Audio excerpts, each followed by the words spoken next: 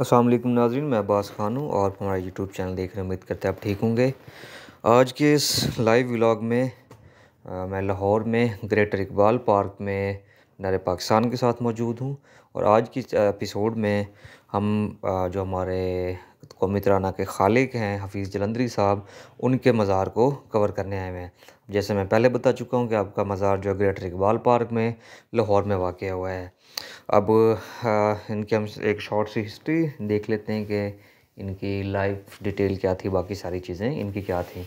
अच्छा जी, अबुल असर हफीज़ जलंधरी जो है हमारे एक नामवर शायर थे और तहरीक पाकिस्तान के रुकन थे, और जिनकी जो सबसे ज़्यादा पॉपुलैरिटी मिली थी वो इन्होंने जो पाकिस्तान का कौमी तराना है वो तख्लीक किया था।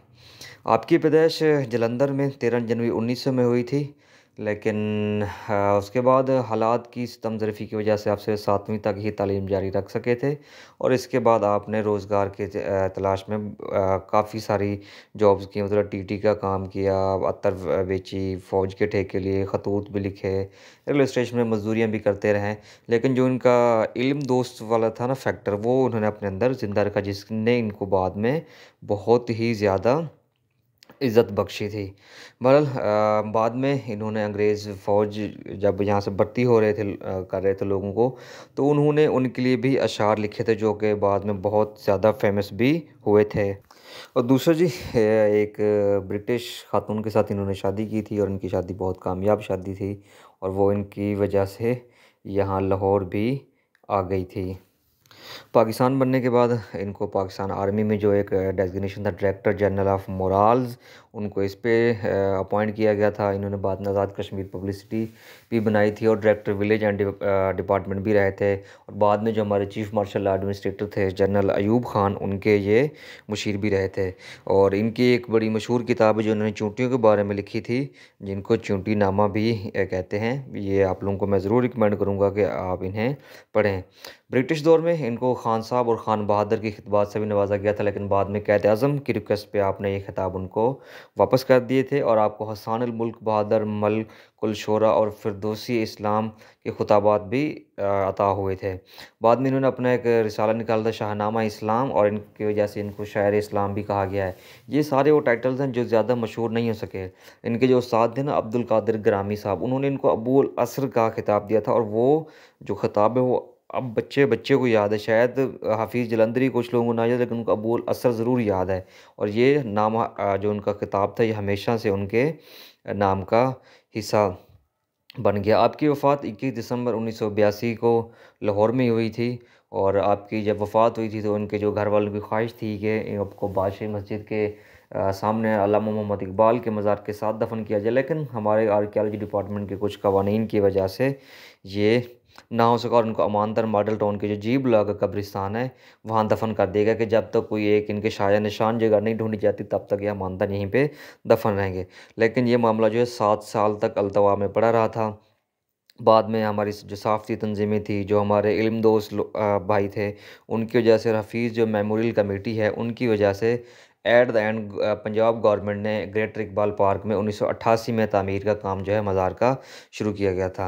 लेकिन यहाँ एक बहुत सैड चीज़ मैं ऐड कर दूँ कि जब हफीज़ जलंधरी साहब की जस्ते खाकी को मॉडल टाउन से कब्रिस्तान जी ब्लॉक कब्रिस्तान से शिफ्ट किया जा रहा था ग्रेटर इकबाल पार्क में तदफीन के लिए, तो वहाँ मुझे ये एक गोरकन के थ्रू पता चला था कि सहाफ़ियों ने वहाँ बहुत ज़्यादा बदतहज़ीबी की थी और उन्होंने उनकी हड्डियों की तस्वीर लेनी शुरू कर दी थी, जो कि मेरे ख़्याल में एक बहुत ही नामुनासिब हरकत थी और ये नहीं होनी चाहिए थी।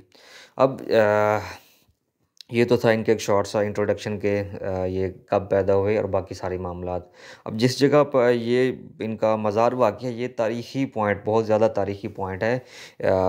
हमारे जो लाहौर के राइटर्स हैं, जिन्होंने हिस्टोरियंस हैं, उनके जिन्होंने लाहौर के ऊपर बहुत ज़्यादा काम किया है, उनके मुताबिक यहाँ पे एक जंगी भी होती थी, और इसी जगह पे जंगी का ज़िक्र जो हमारे दारा शिकोह थे उन्होंने अपनी किताब सकीनतुल औलिया में भी किया था।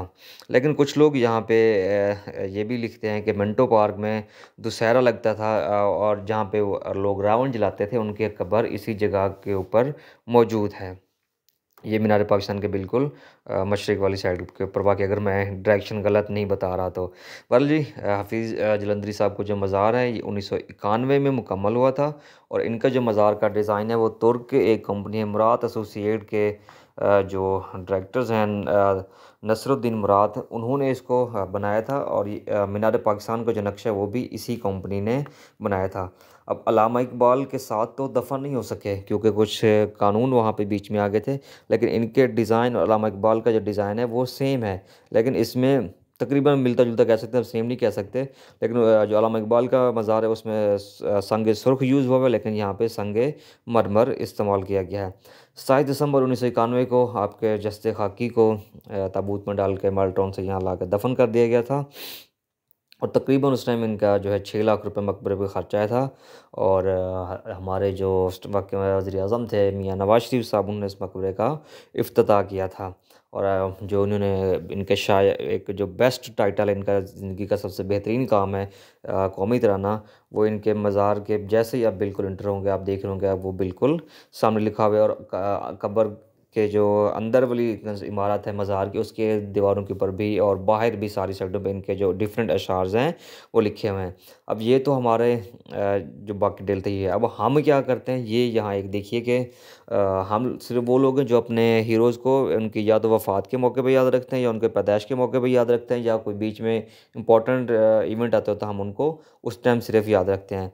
अब आप मैं यहाँ एक पिक्चर अटैच करूँ सिंध टेक्स्ट बोर्ड की, जिसमें हफ़ीज़ जलंधरी साहब का तारफ़ उन्होंने लिखा हो तो अच्छी बात है, उन्होंने बायोग्राफ़ी ऐड की। लेकिन उन्होंने तस्वीर हफ़ीज़ जलंधरी की जगह जगन्नाथ आज़ाद की लगा दी थी। बाद में जिसकी जो एक मशहूर हमारे भाई हैं अकील अब्बास जाफ़री साहब, उन्होंने उसको हाईलाइट किया था। अब उम्मीद है कि वो इशू मैं नहीं ये कहता कि वो जानबूझ के हो गई, ये गलती से हुआ। लेकिन जिस बंदे ने इसकी प्रूफ रीडिंग की है एटलीस्ट उसको तो पूछना चाहिए कि भाई आपने किस चीज़ की प्रूफ रीडिंग की थी कि आप एक इतने बड़े बंदे की तस्वीर ही गलत लग गई है और आपने इसको कैसे पास कर दिया था। बहरहाल जी, ये तो हुकूमत के मामला, जो बाकी चीज़ें थी। मैं यहाँ आप लोगों से एज़ पर यही रिक्वेस्ट करूँगा कि आप लोग जब मीनार पाकिस्तान घूमने जाएँ, बादशाही मस्जिद देखने जाएँ, या आप लाहौर का किला घूमने जाएँ, तो अपने बच्चों को हफ़ीज़ जलंधरी के बारे में ज़रूर बताएँ। इवन कि मुझे भी ये पता था कि उनके मज़ार यहाँ पे मौजूद है। मैं काफ़ी सारा घूम फिर के मुझे जाके ढूँढ के बड़ी वहाँ जितने भी लोग फिरे थे तकरीब वहाँ किसी को नहीं पता था कि हफ़ीज़ जलंधरी की यहाँ पे मज़ार वाक़ है। तो इसलिए जब भी आप अपने बच्चों को लेके जाएँ तो आप हफ़ीज़ जलंधरी के मज़ार के ऊपर भी ज़रूर जाएँ, ताकि वो जब आपसे उनके बारे में पूछें तो आप उनको बताएँ कि ये हफ़ीज़ जलंधरी कौन से हैं। और उन्होंने बच्चों के लिए बहुत ज़्यादा काम किया हुआ है। उन्होंने बच्चों के लिए बहुत सारी किताबें, नज़्में, अशआर भी लिखे हुए हैं। आप अच्छी बात है बच्चों के हाथों में खिलौने होने चाहिए, लेकिन आप उनके साथ हाथ में किताब भी दे दें खिलौनों के साथ, और हमारी जो हिस्ट्री है उसके साथ भी उन्हें रोशनास कराएँ, ताकि उन्हें पता चले कि हम कौन हैं, हमारी हिस्ट्री क्या है, हमारे जो कौमी जो हमारे हीरोज़ हैं वो कौन हैं। ये सारी चीज़ें उनको पता होनी चाहिए, क्योंकि आज हम हैं कल नहीं होंगे, सब ने जाना है। तो इसलिए इन मामलात के ऊपर आप अपने बच्चों को ज़रूर इंगेज रखा करें, ताकि उनको भी इस सारे मामले में पता हो कि हमारी हिस्ट्री क्या चीज़ है और बाकी सारी क्या हैं। अब तक लिए इतना ही। अपना और अपने घरों का ख्याल रखिएगा। अल्लाह हाफ़िज़।